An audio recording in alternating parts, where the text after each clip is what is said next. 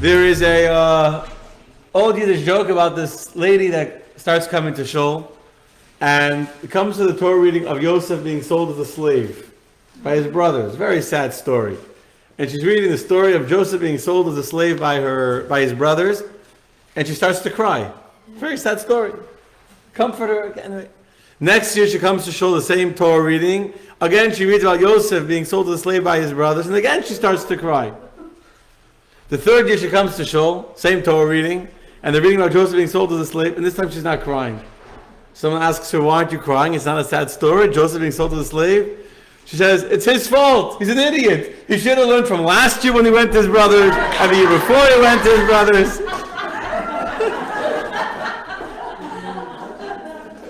Okay. So, the truth is that these stories of the Bible, these stories of Joseph being sold as a slave, and Noach building an ark and saving the world, and the many, many stories that we will discuss over the course of the next year, they're not just stories of history that cannot be changed.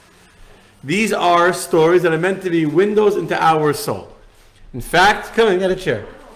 Hello, Marsha. You came late, no seats for you. So we'll get another chair. So, look at this. The reuniting of people again. It's amazing, huh? I know it's on Facebook too. Hello, Gail. Nice. Welcome. Okay. So, getting more chairs? How are you? Just go to the next door. Get some more chairs.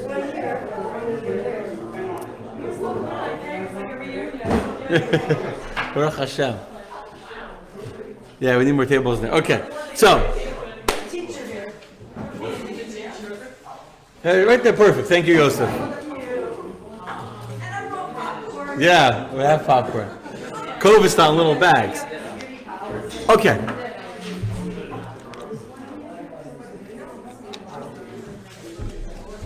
So, back to what I was saying. What are you looking for, Howard?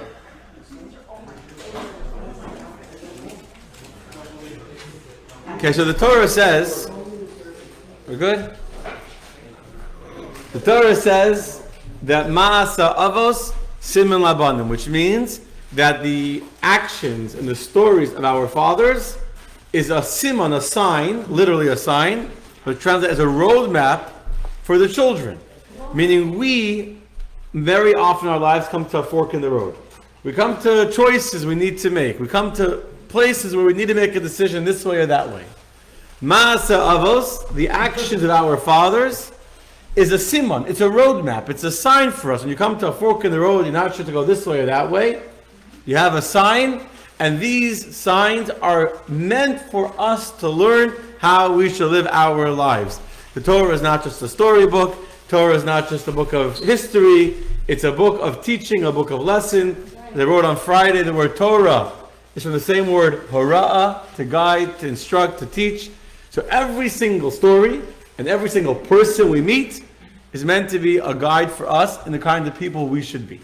So for the next year, we're going to focus specifically on the people of the story. Not on the stories and not on the details, but on the people of the story and on how their life and the decisions they had to make are messages and lessons for us and decisions we need to make. Okay? So, this week's Torah reading, we come to one of the most famous of all biblical characters, Noach. Now, I am sure that you all know the story of Noach and how God came to him and told him to build an ark and how he saved the world and the animals came 2 by 2, right? You all know the story. There's actually 3 parts to the story of Noach. There's before the flood, during the flood, and after the flood. So, you all know the story of during the flood. I want to tell you the story of before the flood. Before the flood. Which will really answer for us a question, which is, of all the people in the universe God could have chosen to be the ones who would save the world, why does God choose Noach? There were other righteous people living at that time. The most famous is Mesushelach, very righteous person. There were other righteous people. So we have to understand who is Noach, why does God choose Noach of all people to be the one to build an ark, and then when we understand a little bit more about Noach, then we can maybe understand the challenges he faced and the decisions he had to make. And I will tell you on a personal note that as I prepared this class, I'm doing this with another rabbi together, and I spent Thursday, we were discussing and learning and going deep into the early life and the early childhood of Noach, and I personally gained a whole new appreciation for Noach that I've never had before. So let's start from the beginning. Who was Noach? Well, when was he born? Why was he born? What was special at his birth? Anyone know about his birth? No one in the room about his birth. Okay. So actually the Torah tells us about his birth. I very quickly made a source sheet like a half hour ago, instead of just using a chumash to be easier. The very first text is verse 28 and verse 29. I'm going to also share it on as a text. Oh, I thought I'd opened. As a text over here in the Facebook. So the Torah says as follows. Hopefully you got it I just put it as a comment on Facebook as well. So basically Lamech lives 180 years old and he has a son. Verse 29, he gives his son a name. What's the name he gives his son? He named him Noah, saying, "This one will give us rest from our work and from the toil of our hands from the ground, which the Lord has cursed." So here we are given a name to Noach, and we're given a reason for his name. There was a reason why he was called Noach. What does the word Noach mean? So Rashi tells us the word Noach comes from the word Yanach Mimenu, that he will bring us rest from it. He will give us a reprieve. He will give us a rest from the toil of our hands. And as Rashi writes, and you can read it yourself in the English, that before Noach was born, the world was cursed. Remember the story of Adam in the Garden of Eden? He ate the fruit of the tree of knowledge. And what did God say would be the punishment of Adam? That the earth will be cursed because of you. And by the sweat of your brow you shall eat, and you'll work, and thorns will come up instead of wheat. And that is actually what happened. And from the time of Adam until the birth of Noach, when people planted, you know how what came up? Thorns and thistles and all this other stuff, and they had to find a little bit of wheat that would come out, and that's what they ate. And all of a sudden, Noach was the first one that at the time of his birth, the curse of Adam receded. It went away. And for the first time, people were able to plant, and wheat was growing without thorns and thistles growing at the same time. Was that 10 generations? 10 generations later, yes. How did they survive? They ate the wild stuff, wild things grew, they ate it, they ate the thorns, they ate the thistles. The stuff eventually grew, what? They didn't really, they weren't allowed to eat animals. Right, not yet. Another conversation, man was not allowed to eat animals until after the flood. After the flood, God tells Noach, because you saved the animals, therefore you now have the right to eat the animals. But not before. Adam was a vegetarian. Not only, what? No, gluten-free. Now the name Noach, if you look in the verse, I can give you a few commentaries quickly. If you look in the verse, what does the verse say? Yinachamenu. Why is it called Noach? From the word nechama, or in Hebrew menachem. So although Rashi says that this is not the interpretation, other commentaries say that he was called Noach because he brought nechama, menachem. He brought comfort and peace to a very, very difficult world. A world in which things didn't grow properly. And Noach is the one that brings peace to this world. He brings comfort to the world. So from the minute that he's born, he already is a transformative figure in history of his time. He ends the curse of wheat not growing properly. That's straight up in the verse. That's black and white in the Bible. You don't need any commentary or medrash for that. So we know that when Noach was born, he was a life-changing individual. In fact, he was such a figure in the scene that you'll notice that verse 28 says that Lamech had a son. Doesn't give us a name. Only in verse 29 does it say that he had a name. He named him Noach. Why does it not say right away he gave birth to a son called Noach? Every one of the other 9 generations before Noach doesn't say that the father had a son and he called him Enoch or Seth. It says he had a son, he had a child, and so he had a child called whatever. So the Ramban tells us that Mr. Shalach, the grandfather, told his son Lamech, don't give your child a name. There's magicians that are jealous of the blessing that your son has brought into the world. There is, sometimes a person brings a blessing to the world. It creates certain jealousy and an evil eye. And if your son doesn't have a name, the magicians won't have a way to put magic upon him. So to avoid having black magic put upon your son, don't name him. So he had a child, he had a son that ended the curses on the world. But he wasn't named yet because of the fear that this name would be used by people that were out to get Noach. Okay, now let me tell you some fascinating medrash. Do you know that before Noach, people did not have farming tools? They didn't have farming tools. The one who invented the plow was Noach. Now, this is pretty famous that I just said. Most people will tell you, most rabbis will tell you that Noach is the one that invented the plow. People didn't have farming tools before. But do you know why they didn't have farming tools before Noach? They had nothing to plow. They had nothing to plow. They didn't have fingers with which to make farming tools. The hands of man before, that's right, the hands of man before Noach were webbed.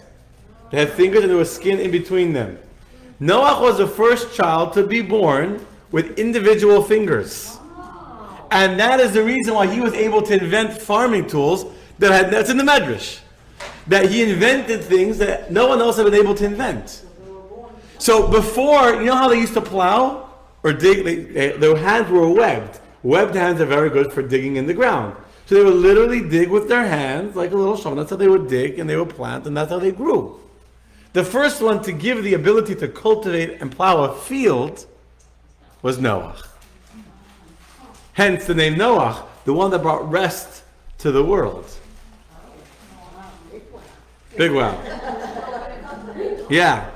Now I'll tell you a few more curses that were in the world that stopped when Noach was born. It says in one medrash that all the graveyards would flood.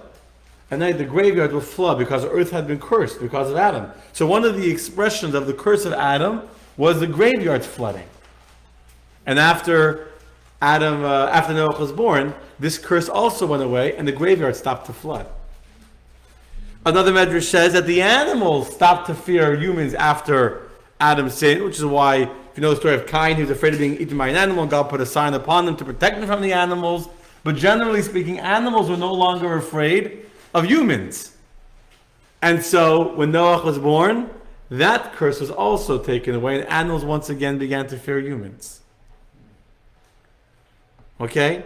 So what we see over here is that Noach is a transformative human being. Noach is not just another child that was born that happened to be righteous. Noach is the one that from the day he was born brought all these blessings to the world, so much so, as I already mentioned before, Mr. Shelach was afraid that people wanted to curse this young boy because of all the blessings he had brought into the world. He invented the greatest inventions of his time. He was the Steve Jobs of his time, the Elon Musk of his time. He invented farming. Today we take it for granted. Imagine the guy that invented the cell phone, invented the Thomas Edison. He invented the plow. So he had like the Nobel Prize of his time. He was the greatest inventor of his era of human history. So when you think about if you're a God and you're looking for someone to come change a very corrupt universe and trying to change society and trying to change people that become violent and immoral and selfish, etc., as happened before or during the lifetime of Noach, even before, but during his life, the best candidate you could choose who would be able to actually influence and inspire and change the minds and the thoughts and the hearts of his generation would be Noach. So now, when we know that Noach is being the one chosen by God, we understand why God is choosing him. Makes sense, right? Makes sense. Noach is a transformative human being. He is the greatest inventor of his generation. He has brought tremendous blessing to his generation. He is a very well-known character from his lineage, but he's very well-known. And if he wanted to command the respect of his people, of his generation, if he wanted to become a very, very powerful figure and an influencer in his society, he absolutely had the gravitas and the resume by which he could have done so and become a major force of influence on the world in which he lived. Absolutely. But what do we find out about Noach? We don't find anywhere Noach engaging or interacting with the people of his times. We don't find it anywhere. What does the Torah tell us about Noach is as his introduction, when we're finally being reintroduced to Noach again a second time. Now, the beginning of this week's Torah reading starts off with an introduction of Noach. As if we weren't already introduced to him at the end of last week's Parsha, which we were, but people don't always remember because like the end of... And the Parsha of Bereshit is so full of so many fascinating stories. The Garden of Eden, and the snake, and Cain killing Hevel, and there's so much creation. By the end of the Parsha, we're paying attention already. It's like... So, we already know Noach is. But yet the Torah feels a need to introduce us to Noach yet a second time. What's the second introduction? So the next text, which is verse number 9, but it's actually the opening verse of this week's Parsha. So again, I'm going to share the text as well on Facebook in the comments for those that are watching. 1 second. These are so here we go. This is the opening verse of this week's Parsha. These are the generations of Noach. Noach was a tzaddik. Ish tzaddik. He was a righteous man. Tamim haya b'dereisav. He was perfect in his generations. Noach walked with God. Okay. So now we have an introduction not to the baby Noach. We're still in the before the flood part of Noach's life, but now he's already an adult. Now he's already a father. He already has, the next verse tells us that he has 3 children, Shem, Cham, and Yafes. He's already a married man with kids. And what kind of person has Noach grown up to become? A tzaddik, a righteous man, a person who is considered complete in his generation, a man who walks with God. Now, what does it mean that he's perfect in his generation? The word in his generation is a very interesting and extra word. And the commentaries all want to understand, what does it mean if I say, you're righteous in your community? What does that say? Why are you limiting it, right? If you're righteous, you're righteous. If you're not righteous, you're not righteous. If you're only righteous in your community, the implication is, hanging around these guys, he's considered righteous. But he put him in a more righteous community, he'd be a nobody. That's the implication. When you start quantifying, so how, they mean well. That's already they mean well, that's a bad sign. When you start quantifying how righteous or who he's righteous in comparison to, why is the Torah limiting his righteousness? So there is an explanation that he was righteous despite his generation. Yeah. There is such an explanation. But the Talmud also brings us as an explanation that his righteousness was only because of his generation. But the point is, I want to say something different. He was righteous despite an exclusion of his generation. His righteousness was not only despite his generation, but almost oblivious of his generation. In fact, the very next words of the verse say that Noach walked with God. Meaning, he did not walk with his fellow man. He did not engage or interact with the society in which he lived. Not like Abraham at all. He didn't engage or interact with the people in which he lived. Not only was he not looking to be an influencer or to be a famous personality and to have his own TV show and to have his own talk show or be a TikTok star with 3 million followers, he didn't want to interact with anyone. His whole life was about walking with God. That's who he is. That's what the Torah tells us. So now we know 2 things. Number 1 is he's an inventor, he's a genius, he's a brilliant genius who brought blessing to the world. But now we also know he's a righteous man whose only desire in life is to walk with God. In oblivion of his generation, completely irrespective of the fact that he's living in a very, very corrupt, immoral, very, very violent and selfish society, he's walking with God. He's oblivious. It makes no difference to what's going on around him. He's in his own little world. You always see people like that, right? They're in their own little world. They're happy, they're spiritual, they're praying to God. The whole world could be jumping upside down. They don't even notice it. He was a tzaddik in his generation, means there was him, he's a tzaddik, oblivious to everyone else. He's walking with God. And now comes the next verses in the Torah. And God comes to this tzaddik, and God comes to this righteous man. And he says, Noach, The world is corrupt. I mean, again, you know the story. I'm not reading all the text inside. You know the story. The world has become corrupt. It's become full of violence. There's many, many stories about how the world was full of thievery and robbery and very immoral actions of people who were raping other women and all the stories. But that's not, we're talking about this Noach. Noach, I'm going to destroy the world. But I don't want to keep you alive. So I want you to go and build an ark to protect you and your family. It's going to be a really, really, really big ark.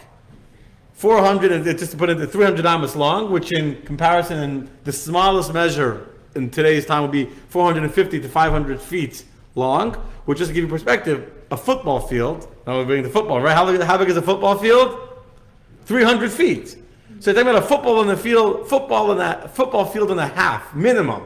That's the smallest size it can be, long by 45 amos wide. It's almost as wide as this building. By 30 by 45 amos high. Sorry. It was 50 amos wide. So sorry, 75 amos wide. So it's wider. This building is 65 feet wide. This was 10 feet wider than this building. Give you I had to build it by himself. Took him a long time. You know how long it took him? Yeah, it's a good thing he had fingers. That's right.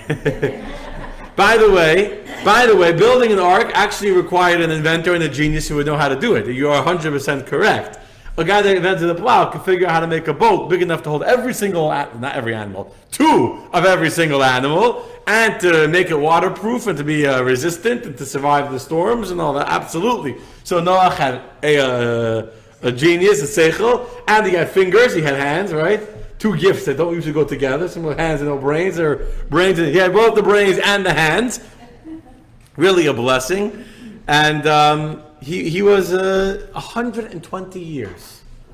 It took him to build this ark. Yeah. Yeah. In the 120 years, people I'm sure came up. Yeah, I'm going to talk about it in a second. So I'm sure he told them. Absolutely. I'm going to talk about it right now. But we're going to 2 minutes. I'm going to address that very thing. So God tells him, I want you to build this all by yourself, knowing that building it all by himself would take him a very, very long time. He had to actually grow the trees himself. He had to grow trees that big, and then to cut them and to slice them and to nail them and to glue them and to tar them. And I'm sure, everyone walked by, and as Yotan's asking, they walked by this do-it-yourself ark building project. So what's going on? What are you doing, right? So we're going to get to what he told them in a second. But I'll tell you now, he told them what was going to happen. But before that, I have a question for you.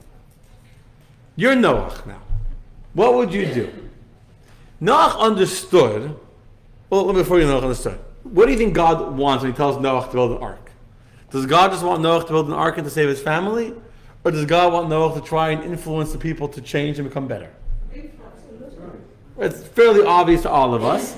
Just like by way of example, when God told Moses on Mount Sinai, go down from the mountain because your nation has sinned, I'm going to destroy them and start again. And Moshe understood that there was a hint in the way God said it, that God actually didn't want him to just walk away. God wanted him to pray for them.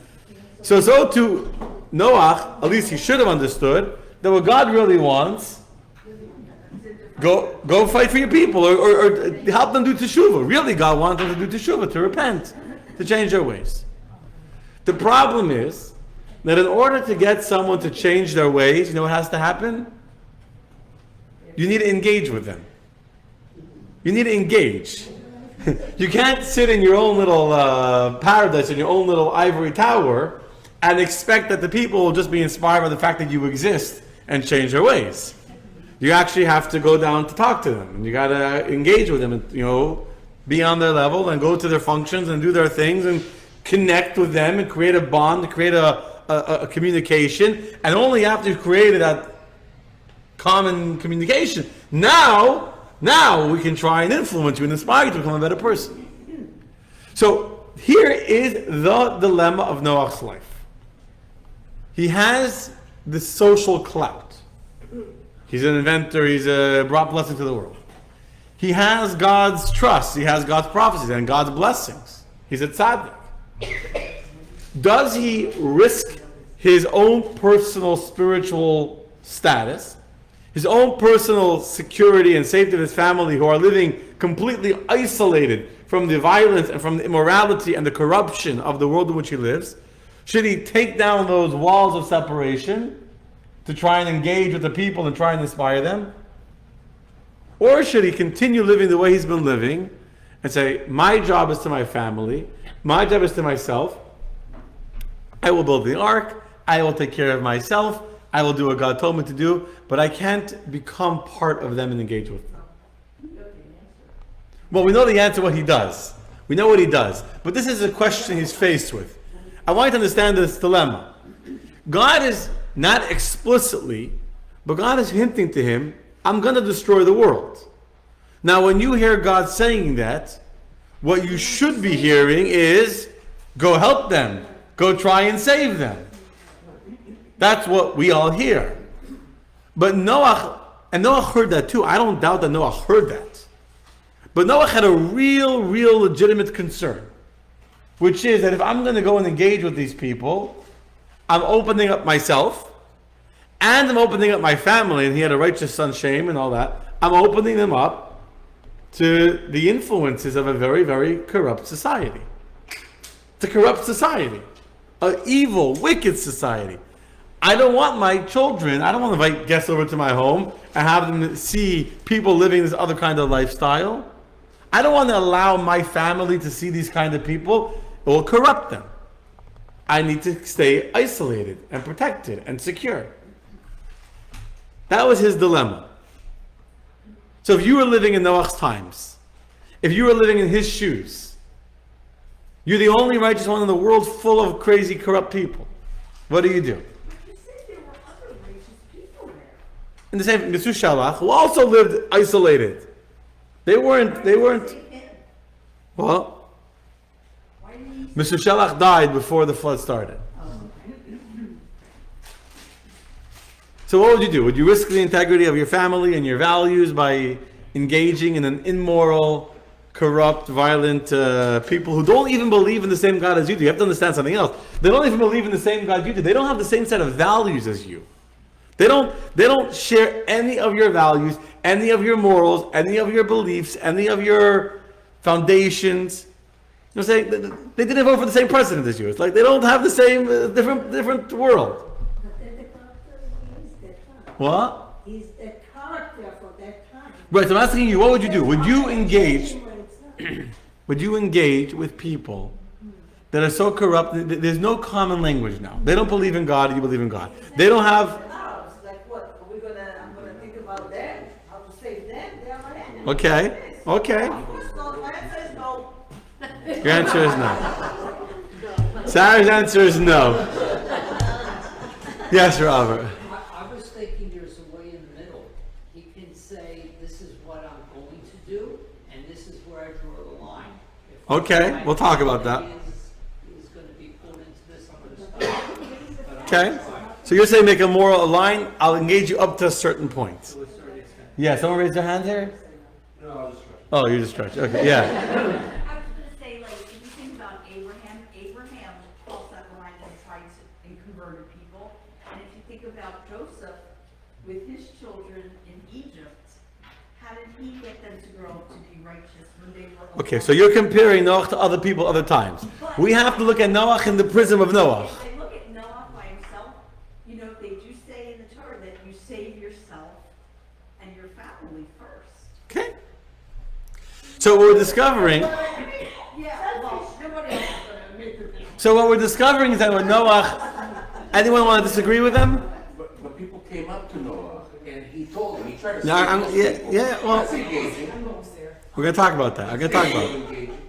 Before we're going to talk about that. Here's the part that I want to make sure is clear. So far, Noach has a dilemma. To what extent do I engage and interact and care for these people that are wicked, that are evil, that don't believe in the same God that I believe in, that don't have the same values that I have? To what extent do I connect myself and bond with them and try and influence them? And says the Torah, what does Noach decide to do? Look at verse 22 at the end of the chapter where God told Noach about building the ark. The very closing verse of that chapter. For yes, Noach, and Noach did according to all that God had commanded him, so he did. Now, what does it mean? And so he did. The verse says, and Noach did what God commanded him, so he did. No, duh. If he did everything God commanded, that means he did it, right? And he did, so he did. Why does I say again, so he did? So Rashi tells us, why does it repeat the word and so he did? It's seemingly repeating itself. It says Rashi, what he did refers to the building of the ark. It doesn't include the engagement. Does not, you're right. So I want to learn, when I read this Rashi, with this question in my mind, this is how I read the Rashi now. Telling my own journey into understanding Noach, I spent time preparing this and thinking about this deeply over the whole. Rashi is telling us, the way I understand it, all Noach did was exactly what God explicitly told him to do. He built the ark, and God said build an ark, and Noach did exactly as he was told. Nothing more is included, and so he did. Don't think that he did more, he understood on his own, that God wants him to care and to try and save the people that he's with, and try and influence them and change them and inspire them. Noach did exactly what he had been told. He built the ark, which we already know, which we already been told. That's all he did. Now, absolutely, Noach spoke to people. As Yonatan is saying, or asking, and he's correct, for 120 years, Noach is building an ark. And the Medrash tells us that people came up to Noach and said, what are you doing? What's this big massive monstrosity you're doing? Maybe a building code came by. If it lives in Coral Springs, for sure a building code came by, right? Within a week, probably the neighbors called to complain about the noise and the banging. And then the environmentalists came to see why he was chopping down trees. And then there's all these different jokes, right? Everyone came by to see what was going on. They wanted to collect the permits and the fees and all that. And Noach told them, guys, listen up, there's a flood coming. You're going to be killed for your sins. You better change your ways. How do the people react? The Medrash says they scoffed at him and they laughed at him and he became the laughing stock of society. There's many Medrashim, one second, how he became laughed at like he was a fool, he had lost his mind, he had snapped, and people said, yeah, the guy he was always eccentric, he was always a little weird, he invented the plow, so you got to be a little crazy to be an inventor, and he snapped, and people began to make fun of him and to say that he was crazy, and he became the ultimate laughing stock of his generation. Yes. I have a quote from Dr. Zelenko. It says that Noah was the first conspiracy theorist. Yes. And it started to rain. Very good. But, I want to say something. Why do you think it didn't work? Why do you think that Noah, who was so gifted by God, so talented, so creative, and why was he not able to inspire even one person to change? Was he not humble? Humble, okay. What? No, he's telling them. And he's the person that spoke to God. He's the person that invented things. He's the person that God said, God spoke to him. People knew he was righteous. And people knew that they were wicked. You think people didn't know that they were living a very hedonistic and evil lifestyle? So here's a simple question for you.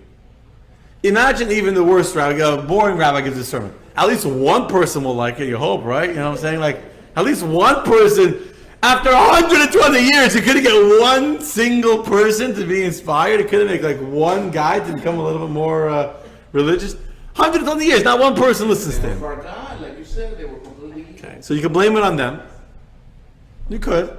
And it's true. It's true. There's another reason why. Noach was not speaking to the people of his generation. He was speaking at them.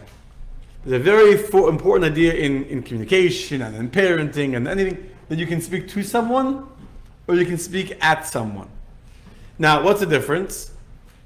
If I feel for you, and if you feel that I feel for you, and you feel that I care about you and we have a relationship, then we are able to communicate. I can talk with you and to you and try and help you. But when you feel that I don't care about you, I'm just preaching, and I have a holier than thou righteous attitude, and I'm saved, and I'm right, and you're wrong, etc., then your words will usually fall on deaf ears. Not because the words are bad words per se, but because the way they're being said is being said with this condescending attitude that makes them not palatable to the person listening. Noach had to have created this mental space in between himself and all the sinners that he lived with. It didn't start now, it started before. He walked with God. So he was living in a corrupt society for 500 years before God appeared to him and said, let's build an ark. He was 500 years old at the day when God appeared to him. So for 500 years, he had already created this kind of me versus them mentality. It's a very effective way of ensuring that nothing you say will impact me, is if I create you into an enemy, to a them. So there's the me or the us, and then there's the them. And so whatever you say is irrelevant because you're one of them. You're not part of me. So Noach had created a space, not a physical space, but a mental space, an emotional space, in between them and him. And he didn't really care for them. He didn't really, honestly, deeply in his heart care if they would live or if they would die. He was going to be saved. So, I'm saved. I'm good. I'm righteous. You better change your ways or you're going to burn in hell forever. You know the joke of the two priests that are standing by the side end of the road, one has a big sign, turn around now before it's too late. And then they see a car comes driving by and splashes right over the edge of the bridge, is broken and falls into the water. So he says, you think we just write bridge broken instead of turn around now? But when you preach in a way of, I'm righteous, I'm good, I'm saved, and I'm going to tell you how you need to live your life, but it doesn't affect me, your words won't have an impact. They're not words that are coming from the heart. And words that don't come from the heart don't enter the heart. Now, how do I know that Noach didn't care about his people? How do I know? I'm painting a very dark picture. Very dark. How do I know that Noach didn't really deeply feel bad for the generation that was going to die and was going to be wiped out in the flood, and he really tried with all of his heart and soul to inspire them to change their ways, and he just couldn't affect them because they were so long gone, so deeply entrenched in their wickedness and in their evil and in their immorality that he couldn't change them despite how hard he tried? How do I know? If you want that, then you want to say and make it. Yeah, that's first of all, but even more simple proof than that. How do I know? Because he never once prayed for them. He never prayed for them. If you care about somebody, after you did everything you could to try and help them, and you weren't successful, do you walk away and say, I did my job, I'm done, I'm exempt? Or do you turn to God and you pray to God and say, God, help this person? You pray for them. You pray for them. And the fact that Noach never turned around and prayed for his people, this is clearly, right? This is a comparison of Noach to Avram. Avram at least prayed for the people of Sodom. Avram prayed for the people of Sodom. Noach didn't pray for them. The fact that Noach didn't stop to pray for his people is the ultimate proof that deep in his heart, Noach didn't really feel their pain. He didn't feel for them if they would die because they weren't him. He was going to be saved. He was connected to God. He was righteous. He was holy. They were sinners. And because they were sinners, and he was right in his analysis, he was correct, because of the truth of his analysis, he felt, I can't become too close to them. They'll corrupt me. They'll destroy me. And therefore he created this distance in between him and them, an emotional distance. So when they came to him and said, Noach, what are you doing? He said, guys, you got to change your ways. You got to repent. No matter what he said, it wouldn't have worked, because he wasn't speaking with them. He didn't care for them. He was preaching. He was showing off his righteousness. So he wasn't effective. Yes? So if it says here, Noah walked with God, how can he walk with God that wasn't caring about those people? Of course he walked with God. Who said walking with God means you need to care about others? It makes sense if you walk with God and care about people. Okay. Explain that to me. You're of course correct that today we understand that God wants us to care for God's creatures, and you can't love God and not love the people that God loves and all that. Correct. We're discussing in the mind of Noach. He was very righteous, and there's plenty of people even today that are very, very spiritual and very godly, but they're oblivious. They're oblivious to the people around them. I'll give you an example. Another famous joke I've said before of this cheap miser who one day this beggar comes knocking on his door and asking him, I'm starving, I didn't eat in 3 days, please give me food before I die. He's about to send him flying. Why should I feed you? Then he remembers he has in the back of his fridge old fish from like last week. Last Rosh Hashanah he still has the fish in his thing. So he said, you know what? I was going to throw it out. Why should I throw it out? I'll get a mitzvah. I'll give him this poor beggar. I'll give him the old spoiled fish. That's probably, I don't know if it's still good, but... So he goes and gives him the fish. Okay? And what happens? This poor beggar on an empty stomach, he hasn't eaten in 3 days, eats his spoiled fish. He dies. He's sick. He gets sick. So the guy comes home from his work next day, says to his wife, I have to go next door to our neighbor who's poor, didn't eat in 3 days. I heard he got very, very sick with food poisoning. It's a mitzvah. Bikur Cholim, visiting the sick is a mitzvah. I want to go visit the sick. Okay? And then he comes the next day home. He says, I heard our neighbor got sick. He died. It's a mitzvah to go to a funeral. Help be involved in burying a person. Okay? You go to the funeral. Next day he comes home. I got to go to Shiva. Help make a minyan. It's a mitzvah. He comes home from the Shiva home and he's glowing from ear to ear. He's so happy. So happy. I said, how are you so happy? Our neighbor just died. You gave him fish and he's looking. She says, from one piece of stinky, rotten fish, look how many mitzvahs I got. I got to feed the food. I got to visit the sick. Got to go to a funeral. Make a minyan for Kaddish. You understand? That's the mentality. Who cares that this guy ate my spoiled fish and died? I got so many mitzvahs on my checklist. I'm so righteous and holy. Although you are truly correct, many people have this divide. I can be godly and spiritual, and that it requires a certain separation from the people around me. So far makes sense? Yes. So we understand Noach. Noach is a person that decided the only way to protect my family and to maintain the integrity of my own family unit required me for 500 years before the flood to separate myself from the people who I live with, to walk with God. And now that I know they're going to die, even though obviously God wanted to try and inspire them, I'll tell them, when they come to me and ask me, what are you doing? I'll try and change their ways. And Noach did try to change them. The Medrash says that he spoke to them. He begged them to repent. He didn't just speak to them. Imagine he begged them to repent. But he failed miserably. And he failed miserably because in his heart, he didn't feel one with them. He felt an us versus them mentality. They are separate. If they don't listen to me, they will die, I will live. The example given, this is a tzaddik and for you can light a fire to warm up those in the room. If you're cold, there's two ways of warming yourself up. One is to light a fire in the room, and one is to put on the coat. Either way, you'll be warm. The difference is the other people in the room. Noach put on the coat. He protected his family. He kept them safe. He indeed was able to raise, despite the evil of the society in which he lived, he raised the righteous son called Shem, who will become one of the holiest people. So now the question that I ask you, for the times in which Noach lived, did Noach make the wrong decision? No, it's not his decision. No, What is it? They're bad people. Why? They're bad people.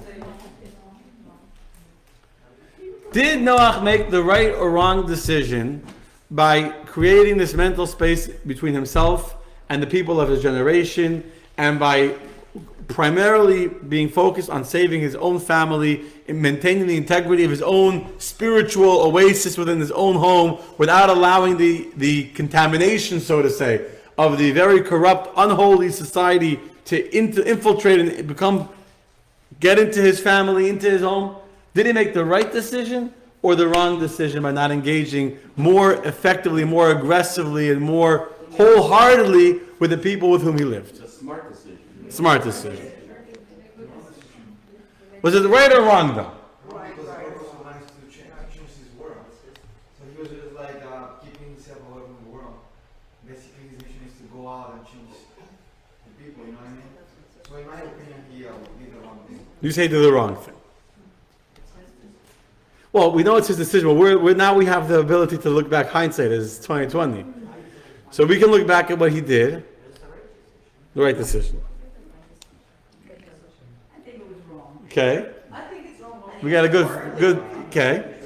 Even though we do the same thing, I still think it's wrong because he should at least give them the chance exactly like what he has. He was above. They're people of God and they need to get the opportunity exactly like him. So he should pray for them, try to help them. If they want to help them themselves, fine. If not, it's their problem. But we should do everything to. They would have killed him. They wanted to. They were upset at him. He became an enemy of theirs. So People. if he would have engaged in, would have killed. I'll give you an example. That's not controversial. We live, in my opinion, in the most evil time period in the world right now. Correct. But people talk and they get canceled, culture canceled. Those people are killing themselves by talking the truth or by trying to, they get canceled. It's the same thing. Okay. So you make a smart decision. So Noach was afraid of being canceled, even though he became canceled anyway, by the way, because he became a laughing stock. He didn't hide his beliefs. Here's where that's not correct, because Noach didn't hide his beliefs. Noach was very vocal about what was going to come. Noach didn't pretend like there wasn't a flood coming. He told everyone that asked him, there's a flood coming. And he begged them. He didn't pray for them because he didn't care deeply about them. But to say he was being smart, that he didn't say what he believed because he didn't want to be canceled, that's not true, because he did say what he They believed. gave up to him, he tried.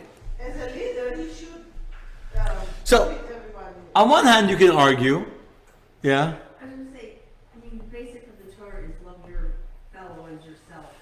So, but the Torah wasn't given that. Torah wasn't given yet. But didn't prophetically he know it all anyway? And Yeah. He should have Facebook is, cared for his people. he should have cared for his people. Facebook is quiet. I don't hear any comments here, what they think. Saying, So look, now, okay. So let's. You can ask me. Okay. So the Noach make the right or wrong decision by creating this moral and emotional space between him versus the evil, corrupt sinners of his times. On one hand, you can argue that he made the right decision. How do you know that? Because despite 120 years of being laughed at and being scoffed at and being ridiculed and being made fun of for building this ark for a flood that's never going to come, he never was discouraged, and he knew what he knew to be right. He knew what God had told him, and for 120 years, you can only do that if you don't care about the people that you're talking. Like, if you care about someone and you really feel for someone, and they keep on nudging you about something, it will have an impact on you. When do you not care when someone says, well, they're not important to you? Right? I don't want to give any modern day examples because I don't want to get political, but like when some famous person says you can't do this, or you can't, and he's already a person who's lost all credibility in your eyes, has no value in your he's not important to you, so who cares what it's not like you hear him and you think about it and then you make a decision. No. What he said doesn't even it doesn't have any value to you. It's not it's not aladas. It's not something which is even important to consider. He's not important in my worldview. So on one hand, by Noach creating this separation between them and his family within his own little insulated circle, he effectively did a very good job of making sure that they could all laugh at him and scoff at him, and it wouldn't impact him because that's them and they're wicked and they're evil and they're sinners, and I'm godly and I'm righteous. I'm doing the right thing. Now that I can bring you to water, can I drink it? What? I can bring you to water. Yes. Question is, I have a question. yeah. Would he have not finished building the ark if he had engaged the people more and tried to engage them? If he would have engaged them, they would have done teshuvah, then there wouldn't have been a flood. If they would have repented, there wouldn't have been a flood.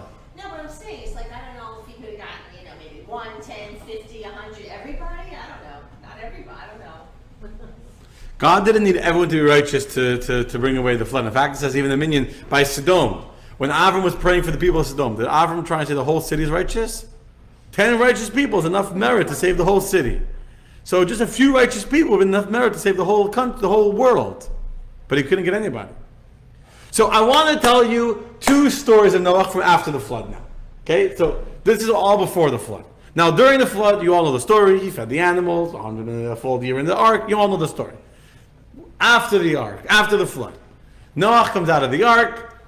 God shows him the rainbow, right? He makes an altar to God. He brings offerings. And God promised, I'll never again destroy the world. And now we have 2 more stories about Noach. And these 2 stories are where we see in hindsight where a person's decisions lead them to. And you see where a certain mentality or a certain mindset, although perhaps justified and perhaps even smart and grounded on righteous foundations, can sometimes lead a person in the wrong direction. What's the first story after Noach comes out of the ark and after God gives him the rainbow and the promise that the world won't be destroyed again? What happens? What does Noach do? Anyone knows? You can cheat. You can look at the last text on the page.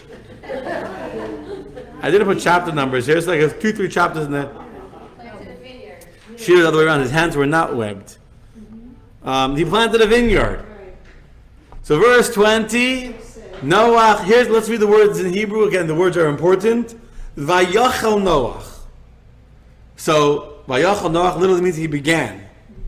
He began and became an Ish Adam. He became a man of the field, and he planted a vineyard. What do you mean he began? He was a man of the field always. He was the guy that invented the plow, remember? He was the guy that removed the curse of the soil from Adam. So what does it mean he began and he became a man of the field, a master of the soil? Says Rashi, the word Vayachel, he began, could also be from the word chol. Chol means mundane, profane. Chulin is kodesh and chol, right? Like on Havdalah we say that God separates between light and darkness, between kodesh l'chol, between holy and the profane, the mundane. Vayachal Noach, says Rashi, well the verse says, Vayachal Noach means he made himself chulin, he made himself profane, he made himself not righteous. Why? He had a choice to plant anything he wanted. And what's the first thing he planted? Something that would give him personally pleasure, but would not benefit the world. He didn't plant wheat, he didn't plant produce, he didn't plant trees, something important. He planted something of pleasure. This is the actions of a person who has made himself the center of his universe, who has said it's about me and saving me and only me, and those, if they fail, if they get lost, that's their fault, too bad on them. The beginning of that mentality might be holy, but it ends in a selfish pleasure of making a vineyard and getting drunk on wine instead of planting a field of produce to rebuild a society, to rebuild the earth. The story gets worse. It gets worse. It gets worse. He gets drunk on this vineyard. He gets good and drunk. And what happens when he's drunk? He falls asleep naked in his tent. And as he's out cold, naked in his tent, in comes his son Ham. And you know what Ham does? I didn't put it into the text here. So he castrates his father. Yeah, Oy is right. Ham comes and he castrates the guy. Yeah, it's not a very nice thing to do, and I agree. Don't try it at home. Yeah, pretty evil. But he castrates his father. Why? So here's a beautiful hint, a drush, not some. He castrates his father. You know why? I should actually put the Rashi here. Because he said that if I have a chumash with Rashi here, a second. I should actually look up this verse. I want to read you the exact words. So Noach is out drunk, and Ham comes in, and Ham sees his father lying there, and you know what he does? He castrates him, and he says, it's not here. Anyway, he says, no, it's later on. He took away his ability to have children. You castrate, you can't have any more kids. And that's why later Noach curses him, his son Ham, and says, you took away my ability to have, I was planning to have a fourth child, you took away my ability to have children. But here's a beautiful message. What happened? Noach became, I hate to use the word selfish, but he became selfish, became self-obsessed, self-protecting myself. It led to planting a vineyard of pleasure, which led to his son saying to him, you have now become castrated, you will no longer have the ability to produce any more humans in the world.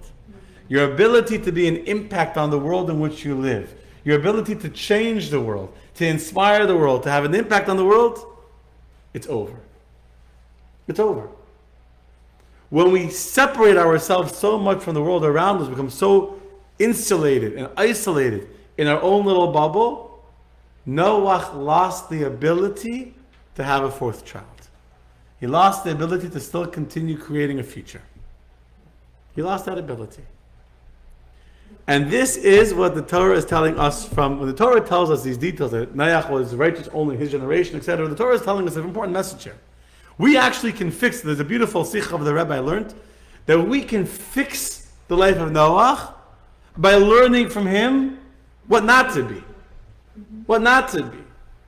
Noach thought that these people are wicked and they're evil, and I can't relate to them. They're too far from where I am in my value system and in my understanding of right and wrong and good and evil, etc. These people they're not, I can't relate to them. I can't engage with them. I need to disengage. I need to separate myself from them. They're crazy, they're evil, they're wicked. And as a result of that, he stopped feeling for them in his heart. And because he didn't feel for them, he didn't pray for them. And this is a very important message for us. That even when there's someone that we think we can't influence, and maybe we can't, maybe we can have no impact on them. Maybe they're so far gone and so deeply entrenched in their corruption and evil ways that we won't have influenced them. we can still pray for them. We can still pray for them. It's a very beautiful message. I think for myself even. When I learned this together on Shabbos, the Sikha of the Rebbe, you can know someone that's doing the wrong thing, that's sinning, that's behaving in a way that's counterproductive, that's dangerous for them. And sometimes you can bring the horse away. You can't inspire everyone. You can't change everyone's lives. Some people don't want to listen, no matter how deeply you care about them. But you can always pray for them. You can always care for them. When you pray for them, those prayers will eventually be answered. Those prayers will eventually have an impact. They'll have an impact. They'll have an impact. I'll end with a story, a beautiful story. I've shared before, but it's a very beautiful story. It's with a young girl. I believe it's Miss Basi Gerelik, who is the shlucha to Milan, Italy. So a much older lady. That when she was a young girl, this idea of being able to engage with people without being influenced by them. When she was a young girl, she grew up, she went to Beis Yaakov, which is not a Chabad school, a very good religious school for girls, not Chabad. She lives in Williamsburg, Flatbush, wherever she lived, I don't remember exactly where. And she was from a Chabad family, very close to Chabad. And so Shabbos afternoon, she would invite some of the non-religious girls that lived on her block to come to her home for a Shabbos party in the afternoon. Called Mesilas Shabbos. They would come over, and she would have some refreshments, and they would learn something, and they were talking. This way, they didn't keep Shabbos, and her friends or her neighbors didn't keep Shabbos, but at least she would come to her home in the afternoon, Shabbos afternoon, they would play, they would have a Shabbos experience in her home. She thought she was doing a beautiful thing. She's sharing Shabbos with her non-religious neighbors. The principal of Beis Yaakov, her principal, finds out about this, that she has these non-religious girls hanging out with her in her home on Shabbos afternoon. So he calls her into his office, and he says to her, I know you have good intentions, and you're trying to inspire them and all that, but you have to realize that if you have a pot of hot water, and you mix cold water into the hot water, what will happen? It will cool off the hot water. So you're hot, you're in Beis Yaakov, and you're connected, and you're into it, and you're learning, and you're on fire with your Judaism. But if you're going to interact and engage with these non-religious girls, they're going to cool you off. They're going to have a negative influence on who you are. So you have to end your friendship with them. You can't talk to them anymore. They're a negative influence on you and your life. Now she was a young girl, so the principal says. The principal knows better, and so she listened. And she cut off her friendship with these non-religious girls. Then she spoke, many years later, she got older, she started to study Chassidus. And she began to realize where was the flaw in the logic of her old principle. It's true that if you put cold water into hot water, it will cool off the hot water. Unless the hot water is still on the fire. If the hot water is still connected to the fire, not only will it not get cooled off by the cold water, it will in turn make the cold water hot as well. And so these are the two closing messages for us to learn from Noach. Number one is that as long as we're connected to our source, as long as we're connected and we feel it and we know the truth, we will eventually have an impact. We should never underestimate our ability to have an impact. And that's actually another beautiful idea. It says that Noach lacked emunah, he lacked faith. He lacked faith. What does it mean he lacked faith? So we say he was a very righteous person. What do you mean he lacked faith? So the Rebbe explains he lacked faith in himself. He lacked faith in his own ability to inspire a corrupt world. He said, they're so evil, they're so corrupt, I can never inspire them. I can never change them. Lesson number one is if you're connected, don't have little faith in your own abilities. If God put you into a situation, if God gave you a position of influence, if God gave you the ability to be an influencer, that means you have the ability to do so. Utilize it. Go with it. Because if you're connected, you will impact them instead of the other way around. If you go with the mindset, you're going to impact them. And secondly, the Rebbe explains very powerfully, if you try and you're not successful, and you did everything you could, or even if you didn't try, but you felt like I'm not going to be successful, if you, for whatever reason, you feel that you cannot change a person, and you feel that someone is too evil, too far gone for you to be able to help them, don't ever create a space of me versus them, a distance. Feel for them. Feel their pain in your heart and pray for them. Because the prayers of a person are guaranteed to have an impact in heaven. So when you see someone this is where Noach messed up. He didn't pray for his generation. And we have to always, there's never a reason why when we see someone doing the wrong thing, why we can't pray for them. This is the lesson from Noach that we can learn in our own lives and how we interact with the world in which we live today. Okay? Thank you. Next week, God willing, Abraham. Thank you.